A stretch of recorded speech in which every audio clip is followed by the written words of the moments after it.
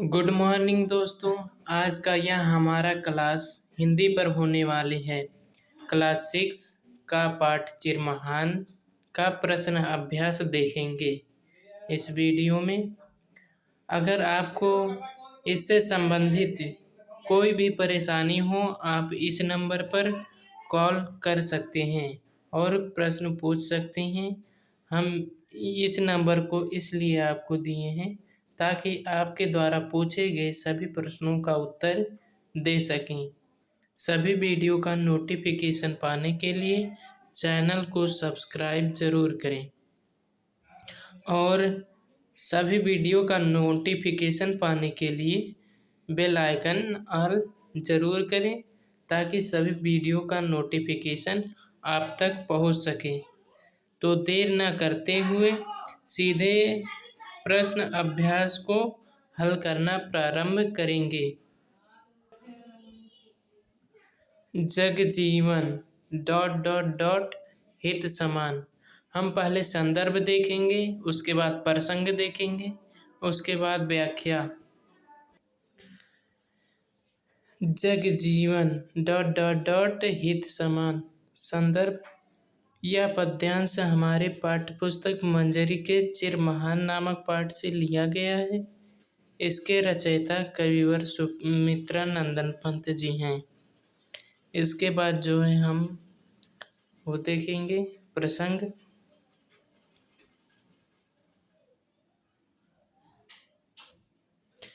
प्रसंग है, प्रस्तुत कविता में भय, संशय, अंधभक्ति से दूर रहकर मानव सेवा और भाईचारे की स्थापना पर बल दिया गया है। कवि ईश्वर से प्रार्थना करता है कि मुझे ऐसी शक्ति प्रदान करो जिससे मैं लोक कल्याण करके अपना जीवन सार्थक कर सकें।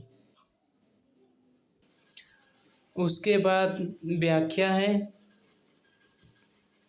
कवि ईश्वर से प्रार्थना करते हुए कहता है कि हे प्रभु, मैं उसका प्रेमी बनूं जो समान रूप से मनुष्य मात्र को कल्याण करने वाला हो, संसार रूपी जीवन में जो दीर्घकाल तक रहने वाला हो, श्रेष्ठ सौंदर्य से परिपूर्ण और हृदय में सत्य धारण करने वाला हो। उसके बाद हम दूसरा व्याख्या देखेंगे जो कि है चिर महान, जिससे जीवन में डॉट डॉट डॉट अखिल व्यक्ति तक के संदर्भ हम देखेंगे।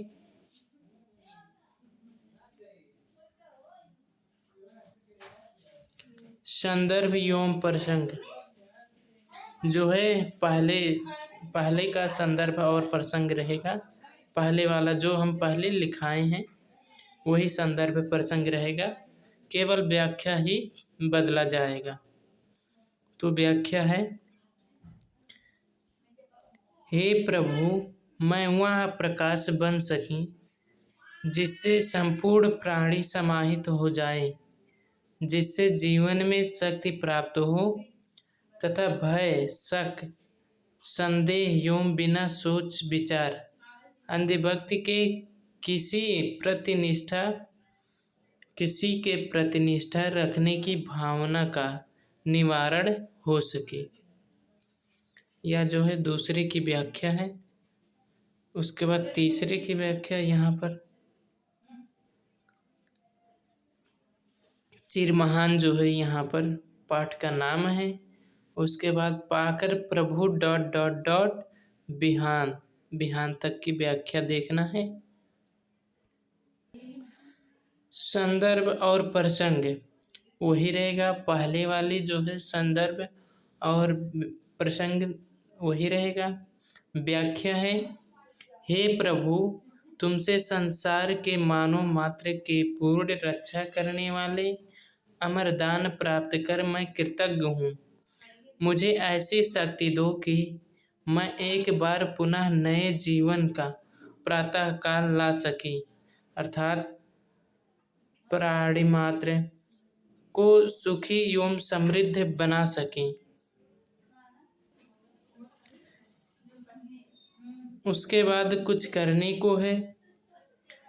चिर महान कविता से जो है प्रश्न 1 है, ईश्वर से संबंधित अन्य कविताओं का संकलन कीजिए। जो है ईश्वर से संबंधित जो है अन्य कविता लिखना है। तो इसका उत्तर है, उत्तर यहाँ पर दिया है, प्रार्थना। हर देश में तू, हर वेश में तू, तेरे नाम अनेक तू एक ही है। तेरी रंग भूमि यह विश्व धरा, हर खेल में मेल में तू ही तो है। सागर से उठा बादल बनकर, बादल से गिरा जल होकर के, फिर नहर बनी नदियाँ गहरी। तेरे भिन्न प्रकार तू एक ही है। हर देश में चींटी सा अणु परमाणु बना, हर जीव जगत का रूप लिया। कहीं पर्वत वृक्ष विशाल बना, सौंदर्य तेरा तू एक ही है। हर देश में यह दिव्य दिखाया जिसने, वह गुरुदेव की पूर्ण दया है। टुकड़ा कहीं और ना दिखा, बस मैं और तुम सब एक ही है। हर देश में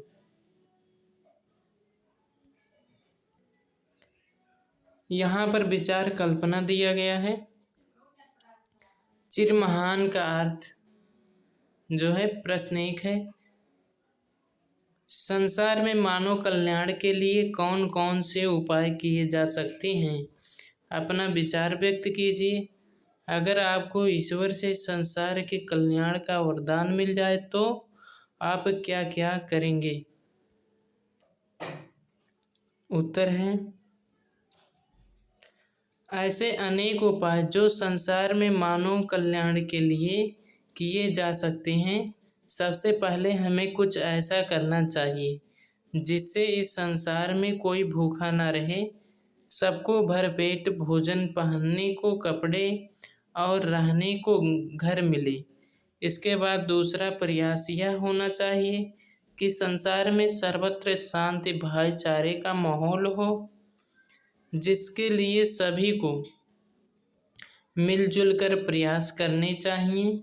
अगर हमें संसार के कल्याण के लिए ईश्वर से वरदान मिल जाए तो सबसे पहले मैं गरीबों, दलितों और शोषितों, वंचितों का कल्याण करना चाहूँगा, ताकि उसके सभी जीवन में खुशहाली आ सके, वे भी समाज के सबके साथ मिलजुल कर रह सके। हमारे समाज में बहुत विषमता आ गई है, अतः मैं प्रयास करूँगा कि समाज में समता आए, कोई गरीब ना रहे, कोई भूखा ना रहे, सभी सुख एवं खुश रहें, कोई किसी को ना सताए, सभी मिलजुल कर रहें।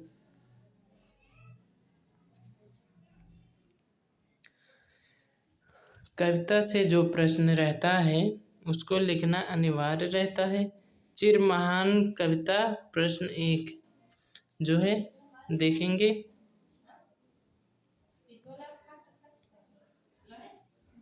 प्रश्न पहला है, इस कविता में आया सत्य प्राण शब्द अच्छे गुण का सूचक है और भय दुर्गुण अर्थात अच्छे गुण का सूचक नहीं है। इस प्रकार कविता को पढ़कर इसमें आए अच्छे गुण वाले शब्दों को दुर्गुण वाले शब्दों की सूची बनाइए। यहाँ पर दिया गया है उत्तर में। अच्छे गुण वाले शब्द सत्य प्राण, महान, सौंदर्य, प्रेमी, हित, शक्ति, प्रकाश, अमर, दान, परित्राण, नवजीवन, ये सब अच्छे गुण वाले शब्द हैं। वहीं दुर्गुण वाले शब्द नीचे दिए गए हैं, जैसे भय, संशय, अंधभक्ति। प्रश्न दूसरा है, कवि विश्व में नवजीवन को बिहान क्यों लाना चाहता है? मानवता की संपूर्ण रक्षा। उत्तर है मानवता की संपूर्ण सुरक्षा, सुख, समृद्धि और विकास के लिए कवि विश्व में नवजीवन का बिहान लाना चाहता है। उसके बाद प्रश्न तीसरा है, इस कविता के शीर्षक चिर महान है। आपको इस कविता का कोई और शीर्षक देना हो तो क्या शीर्षक देना चाहेंगे? उपयुक्त शीर्षक लिखिए। उत्तर है, इस कविता का अन्य शीर्षक हो सकता है नवजीवन का बिहान।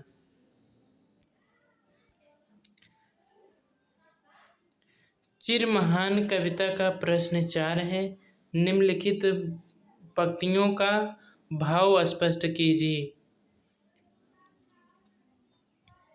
पंक्ति क्या है? जग जीवन ... सत्य प्राण। उत्तर है, जो संसार रूप जीवन में दीर्घ काल तक रहने वाला, श्रेष्ठ सौंदर्य से परिपूर्ण और हृदय में सत्य धारण करने वाला हो।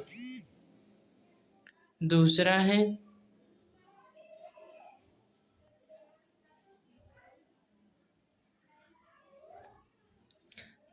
है जिससे जीवन में ... अंधभक्ति। तो उसका भाव है, हे प्रभु, मुझे ऐसी शक्ति दो जिससे मेरे अंदर भय, शक, संदेह, बिना सोच विचार के किसी के प्रति निष्ठा रखने की भावना का उदय हो।